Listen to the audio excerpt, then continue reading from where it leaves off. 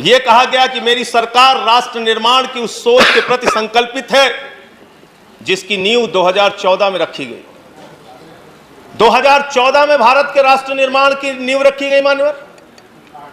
इसका मतलब बाबा साहब भीमराव अंबेडकर का इस राष्ट्र के निर्माण में कोई योगदान नहीं, राष्ट्रपिता महात्मा गांधी का इस राष्ट्र के निर्माण में कोई योगदान नहीं।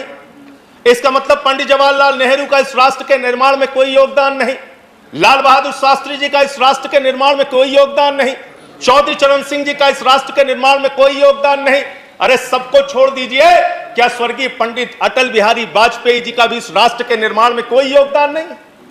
आप जब अपनी तारीफ करने लगते हैं तो अपने लोगों को भी भूल जाते हैं। कम से कम ये तो मानिए कि 7 साल उनका कार्यकाल रहा, उसकी तारीफ कर देते आप।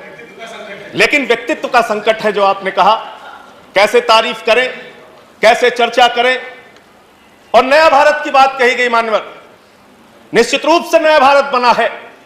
2014 से हमने देखा है नया भारत, जिस नए भारत के अंदर मॉब लिंचिंग करके लोगों को मारा गया। हमने देखा है वो नया भारत जिसमें 15 लाख का वादा करके इस देश के लोगों को धोखा देने का काम किया गया। हमने देखा है वो नया भारत जिसमें 2 करोड़ नौजवानों को हर साल नौकरी देने की बात कहके 84% रोजगार घटा है। और हिंदुस्तान की आजादी के बाद पहली बार ऐसा हुआ कि 45 वर्षों में बेरोजगारी का स्तर सबसे ज्यादा अगर बढ़ा है तो इस कार्यकाल में बढ़ा है। हमने देखा है नया भारत मानव। और प्रधानमंत्री जी जिस दिन प्रचंड बहुमत लेकर आए, हम सब ने उनको बधाई दी, शुभकामनाएं दिया मान्यवर।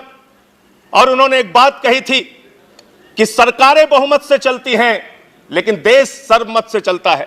बहुत अच्छा लगा सुन के, मन प्रसन्न हो गया।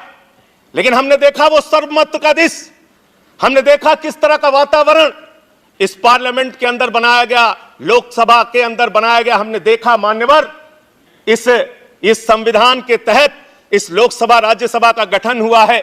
ये लोकतंत्र का सर्वोच्च मंदिर है मान्यवर। और इस सर्वोच्च मंदिर में जय श्री राम का कोई नारा लगा रहा है, कोई अल्लाह अकबर का नारा लगा रहा है, कोई जय मां काली का नारा लगा रहा है, कोई राधे राधे का नारा लगा रहा है। आप इन नारों से खुश हो सकते हैं, ये लेकिन धर्म के प्रचार का अड्डा नहीं है, ये मुल्क के संविधान की रक्षा का अड्डा है। ये बाबा साहब भीमराव अंबेडकर के संविधान की रक्षा का अड्डा है मान्यवर। जिस सपने को लेकर हमारे वीर सपूतों ने अपने प्राणों की आहुति दी, उस सपने की रक्षा को करने का ये मंदिर है मान्यवर। यहां पर नारे लगा के हम एक दूसरे के ऊपर खुश हो सकते हैं। वंदे मातरम पे सवाल उठाते हैं, मुसलमानों की देशभक्ति पे आप सवाल उठाते हैं, और कुछ लोग ऐसी टिप्पणी भी करते हैं जो मेरी समझ में नहीं आता। मैं अन्ना जी के आंदोलन के मंच का संचालन कर रहा था मान्यवर। मेवात से एक मुस्लिम लड़की उस मंच के संचालन के दौरान कही कि उसने कहा कि मैं समर्थन देने आई हूं, भाषण देना चाहती हूं। भाषण जब उसने समाप्त किया उस मुस्लिम लड़की ने, तो उसने कहा भारत माता की जय, भारत माता की जय, वंदे मातरम। और मैं उस विचारधारा से सहमत नहीं हूं। मेरा इस्लाम इतना कमजोर नहीं कि वो वंदे मातरम कहने से खत्म हो जाए। इस तरह की सोच के लोग हिंदुस्तान में रहते हैं। मैं जिस सुल्तानपुर के छोटे से शहर में काम करता था, वहां मेरे साथ शमशाद भाई काम करते थे। बहुत आपसे ज्यादा तेज भारत माता की जय वो लगा सकते हैं, वंदे मातरम लगा सकते हैं। आप आज इस नए भारत में कर क्या रहे हैं? झारखंड में क्या हुआ मान्यवर? चोरी के आरोप में एक आदमी को पीट के मार दिया गया इसलिए कि वो मुसलमान था, एक वर्ग विशेष से था। क्या इसकी चिंता इस सदन को नहीं होनी चाहिए? क्या धर्म के नाम पे इस देश के अंदर बंटवारे चलते रहेंगे? ये विविधता में एकता वाला देश है। यहाँ पे सभी धर्म, सभी जाति, सभी वर्ग के लोगों को सम्मान से रहने का हक है। लेकिन आपको तो दाढ़ी से आपत्ति हो जाती है, टोपी से आपत्ति हो जाती है। अच्छा हुआ आप 1857 में नहीं थे, वरना दाढ़ी रखाकर जिन उलेमाओं ने अंग्रेजों के खिलाफ लड़ते हुए अपने सर कटवाए, उनके बलिदान को आप शर्मिंदा करते, उनके बलिदान को आप शर्मिंदा करते। आप जानना चाहते हैं मुसलमानों का इतिहास, तो पढ़िए शहीद अशफाकुल्लाह को। जब फैजाबाद की जेल में उनको फांसी के फंदे पर ले जाया जा रहा था, उनसे पूछा गया आपकी कोई अंतिम इच्छा? तो उन्होंने कहा कुछ आरजू नहीं है, बस आरजू है इतनी, रख दे जरा से कोई खाके वतन कफन पे। यह है मुसलमानों का इतिहास, पढ़ लेना। बहादुर शाह जफर के इतिहास को पढ़ लेना। उनके बेटों का सर कटवा के रंगून की जेल में उनके सामने रखा गया मान्यवर। अंग्रेज के पुलिस अफसर जब बहादुर शाह जफर को गिरफ्तार करने के लिए आए थे, तो उनका मजाक उड़ाते हुए उन्होंने कहा कि दम दमे में दम नहीं, अब खैर मांगो जान की, ऐ जफर ठंडी हुई शमशीर हिंदुस्तान की।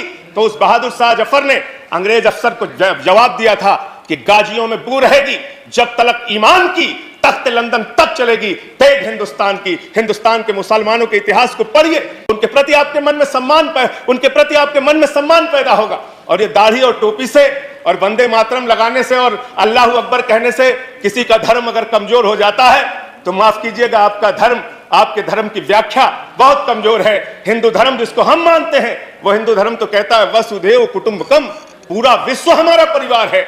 और आप भारत माता की जय लगाते हैं, आप भी जोर से लगाते हैं भारत माता की जय, हम भी जोर से लगाते हैं भारत माता की जय। लेकिन मुझे बताइए, दुनिया में कौन सी ऐसी मां है जो अपने बच्चों में भेद करती है?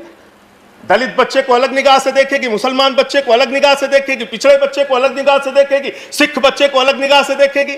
अरे मां तो वो मां होती है जो अपने कमजोर बच्चों का ज्यादा ख्याल रखती है। भारत माता की जय लगाना है तो दिल से लगाइए। पूरे हिंदुस्तान में रहने वाले 130 करोड़ हिंदुस्तानियों का साथ दीजिए, तब इस देश का विकास होगा।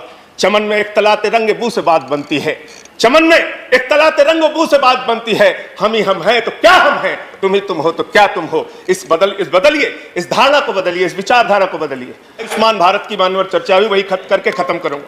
आयुष्मान भारत की चर्चा आपने किया, कहा कि 50 करोड़ लोगों को हम लोगों ने स्वास्थ्य सेवा में 5-5 लाख रुपए का स्वास्थ्य के लिए बीमा योजना अंतिम आयुष्मान भारत की सच्चाई क्या है मान्यवर?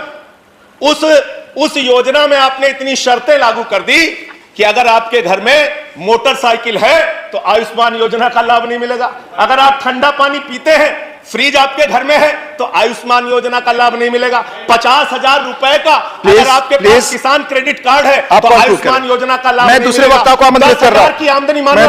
10,000 की आमदनी अगर आपकी है तो आपको आयुष्मान योजना का लाभ नहीं मिलेगा। अरे दिल्ली में तो केजरीवाल जी की सरकार ने 14,000 रुपए न्यूनतम मजदूरी कर दी है। आप मजदूरों को भी आयुष्मान योजना में कवर नहीं करते।